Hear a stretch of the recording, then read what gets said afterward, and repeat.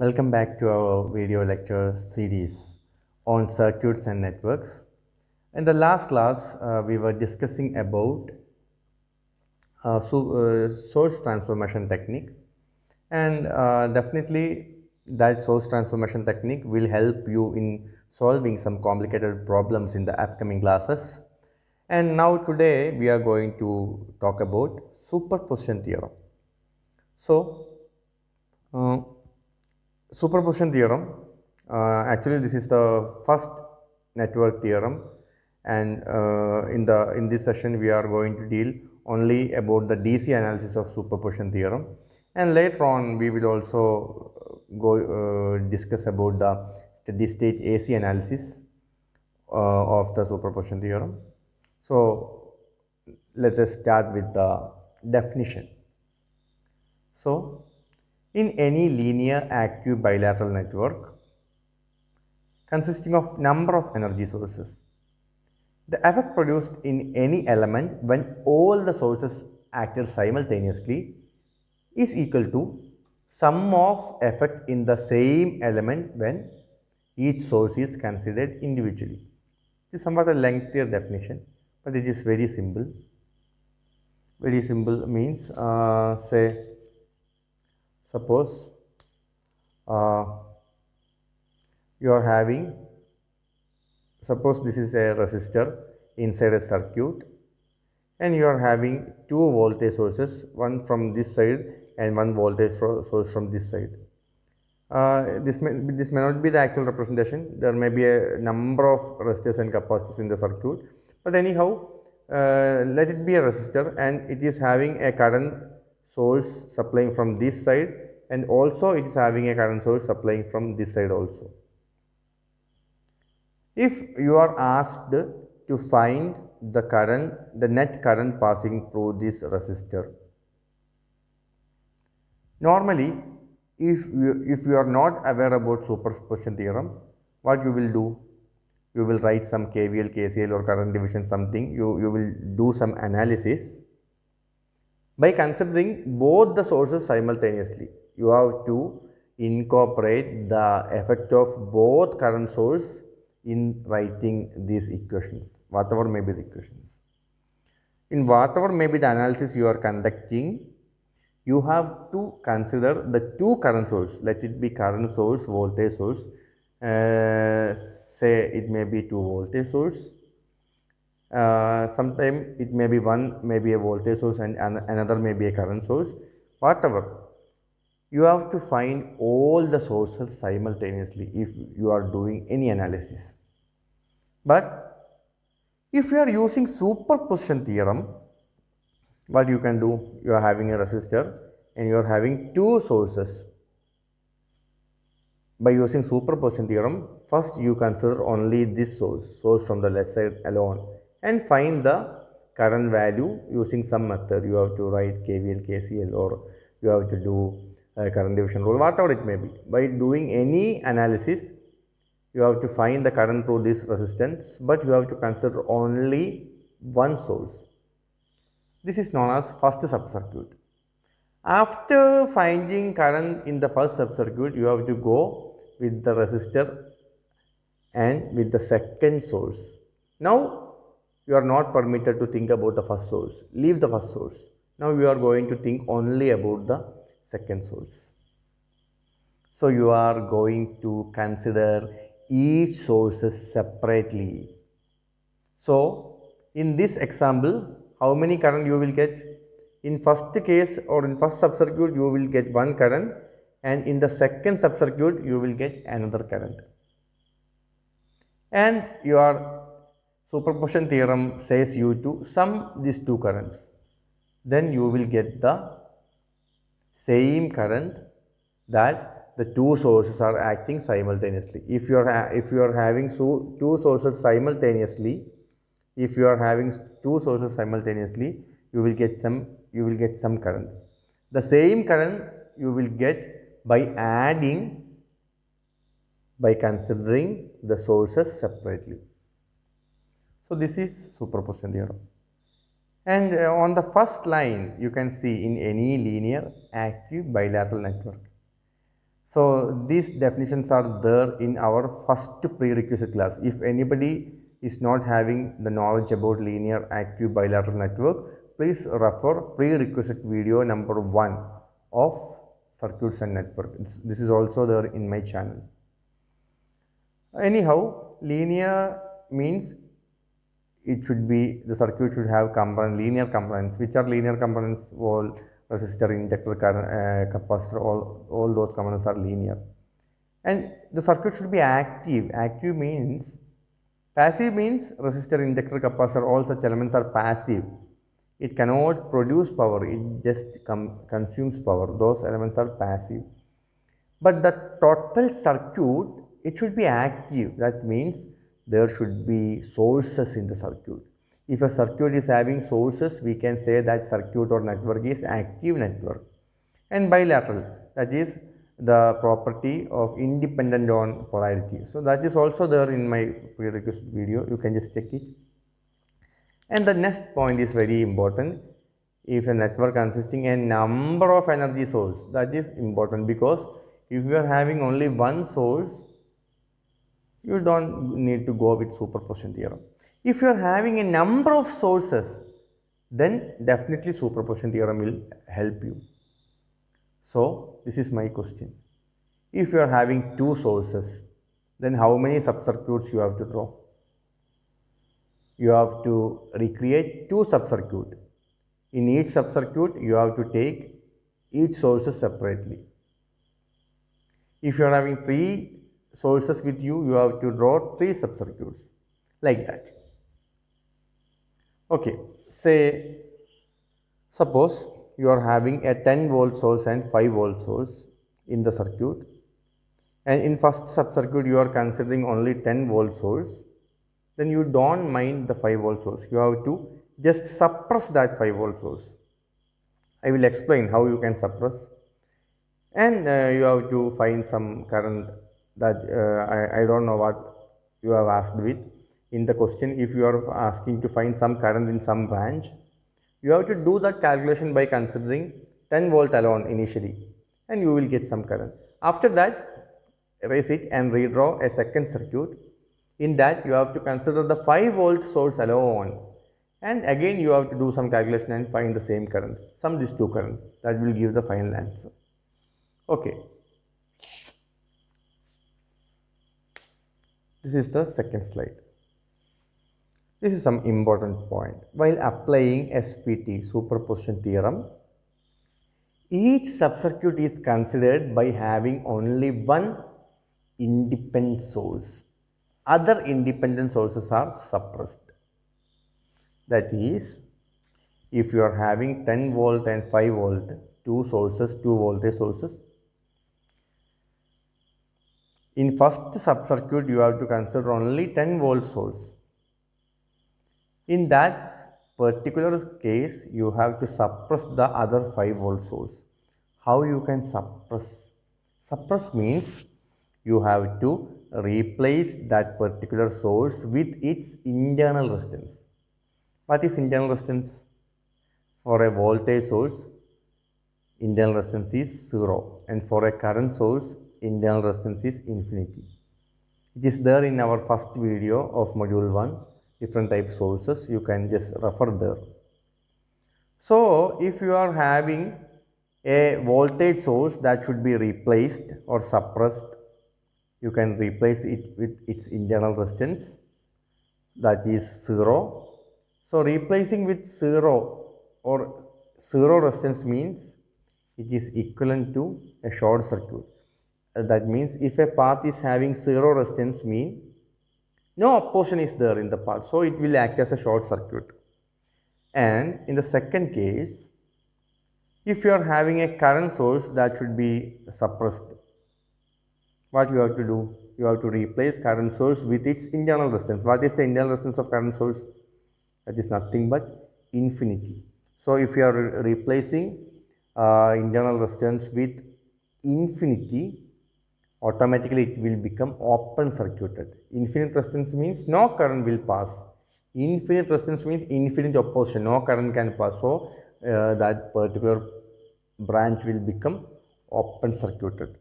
So this is my point. While applying superposition theorem, each subcircuit is considered by having only one independent source. Other independent sources are suppressed. Now one more point is there. I am only pointing about independent sources. So what happens if a dependent source came? If a dependent source came in your problem, you can consider it just as some other element like resistance, inductor, capacitor. It should be there in entire analysis. You can suppress it. Is it clear? If you are having two voltage source, two independent voltage source, you have to consider two subcircuits. In first subcircuit, one source will be there, one will be suppressed. In other subcircuit, one source will be present and other will be suppressed. If we are having a circuit with two independent source and one dependent source, what happens? In first subcircuit, you are having only two subcircuits. In first subcircuit, you have to consider the first independent voltage source alone and you have to suppress the second independent voltage source, but the dependent source will be there as itself. You can consider or you can remove. It will be there in the circuit as itself. That is an important point. So you should be very careful about dealing problems with independent sources. Okay, now I am moving to a simple problem. You can see only two sources are there, a 10 volts voltage source and a 2 amperes current source. So these sources comes under which category? Is these sources are dependent or independent? From the symbol itself you can say both these sources are independent sources. So no need to confuse. You have two independent sources, so you will get two subcircuits. And what is asked for to be find? You have to find current I using superposition theorem. Which is the current I? This is the current I. Current I is nothing but a current that passing through the 2 ohm resistor. So what are the steps? Initially, if you are getting a problem like this, first of all, you should memorize what are the things you can apply. If in the question, if you are not specified with superposition theorem, then also by seeing such a problem with two sources, normally it should be there in your mind that if you are having more than one sources, superposition theorem will help you to reduce the complexity of problem. We find this much theorems only for reducing our complexity of analysis. So superposition theorem is used where there are more than one or more than two or number of energy sources are there. Then this theorem will help you for reducing the complexity. So in the particular question, you are having two voltage source. So you have to consider two subcircuit. And in each subcircuit, you have to consider each source separately and other source should be suppressed. And in both the cases, you have to find the current passing through 2 ohm resistor. In both the cases, you have to find the current passing through 2 ohm resistor. So you will get two currents and you have to sum it. That will be the final answer of I. Okay, step 1. In step 1, you are going to consider the 10 volt source alone. 10 volt source alone means you have to suppress the 2 ampere current source. How we can suppress a current source? For suppressing a current source, we have to replace that particular current source with its internal resistance. What is the internal resistance of a current source? Internal resistance of a current source is infinity. It's there in the first lecture of this module. If you are having any doubts, you can refer that. Internal resistance of a current source is infinity. Infinity means no current will pass or infinite resistance means ideally it will become open circuit. So this was the area where initially you are having a current source. Now I make this area, this branch open circuited. No elements are connected. It is open. That is mean resistance is infinity. So you are successfully replaced the 2 ampere current source with its internal resistance, or you are successfully suppressed the 2 ampere current source.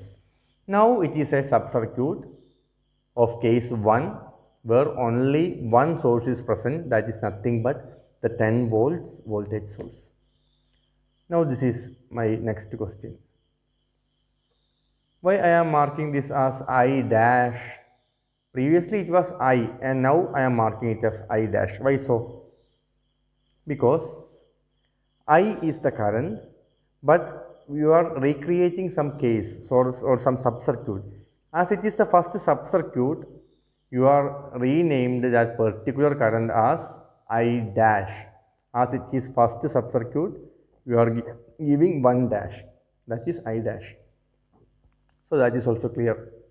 Now this is my question. Is this 3 ohm resistor is significant in this problem? Because after the 3 ohm resistance there is a open circuit. So if some current is generating from this side and passing towards this side, after reaching this junction, no current will get passes to this 3 ohm resistor because it is a open circuit area. Entire current will pass through this 2 ohm resistor and loops back to the voltage source. So this is my point. The 3 ohm resistance is insignificant, or no current will pass through the 3 ohm resistance because it is in series with a open circuit. So I can redraw the circuit like this. So what are the elements in the circuit? Now it's having a 10 volts voltage source and 2 resistance, and both the resistances are in series. That is 1 ohm and 2 ohm are in series. Then R equivalent will be 1 plus 2, that is 3 ohm. And as per Ohm's law, we know that V is equal to IR, I is equal to V by R. Here V is equal to nothing but 10 volt, and I is the total current, that is I dash. Actually you are asked to find only current passing through this 2 ohm resistor. But as it is totally a series path, entire current will be having a single value, or current will be same throughout the series path. So I dash is nothing but it is the current coming out from the voltage source as a result of the entire series combination of resistance. So I dash is equal to V by R equivalent. V is equal to 10 volt, R equivalent is 3 ohm. So I dash is equal to 10 by 3 ampere. I hope it is clear. So you have recreated first sub-circuit and you find current in first sub-circuit, that is nothing but I dash. Okay. Now this is step 2. Now you are going to find I double dash, that is nothing but it is a second sub-circuit. So you gave 2 dash, double dash, I double dash. Okay. Here you are considering the 2 ampere source alone. 2 ampere source alone, that is you are going to suppress the 10 volt source with its internal resistance. What is the internal resistance of a voltage source? That is nothing but 0. So replacing with 0 means no resistance is there. Replacing a path with 0 resistance means no resistance is there, and their current can easily pass, no opposition is there. So it is equivalent to a short circuit. So in the figure you can see I have replaced the 10 voltage source with a short circuit here. Now this is a simple problem with only one current source, and the value of that current source is 2 ampere. There is no other sources are there.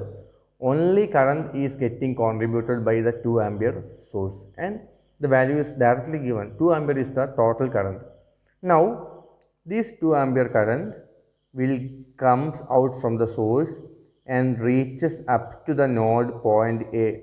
Up to the point A, the 2 ampere value will become unaltered because there is no paths for the current to get split. It is a series path. The 2 ampere source is connected in series with 3 ohm resistor. So current will be same up to the 2 ampere will remain same up to this point. After the junction A, current will not be same because here are the options for the current to get splitted.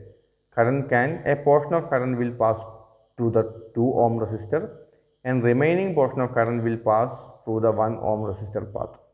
So here the current will simply gets divided into parallel paths. Here the current simply get divided into 2 parallel paths. So we are having a rule known as current division principle or current division rule. So the 2 ampere current will come up to point A and then splits into 2 parts. So I will refresh the current division rule. Current division rule is nothing but current in any resistor is equal to main current into resistance of opposite branch divided by total resistance. So here the main current is nothing but 2 ampere and the two branches are 1 ohm and 2 ohm. As per the question, you have to find the current passing through the 2 ohm. You have to find the current passing through the 2 ohm. So current passing through the 2 ohm I double dash is equal to 2 ampere into resistance of opposite branch, that is nothing but this is the opposite branch. So 2 ampere into 1 ohm by total resistance. What is total resistance? 1 plus 2, that is 3 ohm. Apply current division rule. I double dash is equal to main current in resistance in 1 ohm path or resistance of opposite branch divided by total resistance. So 2 into 1 by 1 plus 2, that is 2 by 3 ampere. So you recreated case 1 and case 2 separately. You got 2 subcircuits and you got 2 current values. In first subcircuit you got current value I dash and in second subcircuit you got current value I double dash. In step 3 you are considering the total sum effect, that is you have to find I. I was the current given in the first problem where the two sources are acting simultaneously. You splitted the case into 2 subcircuits and you found I dash and I double dash. Now for getting I, you are just going to take the sum of I dash and I double dash. I dash is 10 by 3 amps and I double dash is 2 by 3 amps. So the total current is 12 by 3 amps, that is nothing but 4 amps. So 4 amps is the answer of this problem. So you can see here you didn't apply any complicated things, you just applied the current division rule, equivalent resistance, such things. But how this made possible? Because you are not going to consider the two sources simultaneously. This theorem made you aware about considering each sources separately. By doing so, you can reduce the complexity of the problem and you can easily find the answer. But the upcoming problems will not be like this. There may some dependent sources may also came and problem with more than 2 current source or voltage sources may came. On those problems, you should be somewhat more specific on those problems and you should be very clear about the basic concept on that problem. So in the next class we will definitely go through such problems with more sources and dependent sources. Okay, so thank you.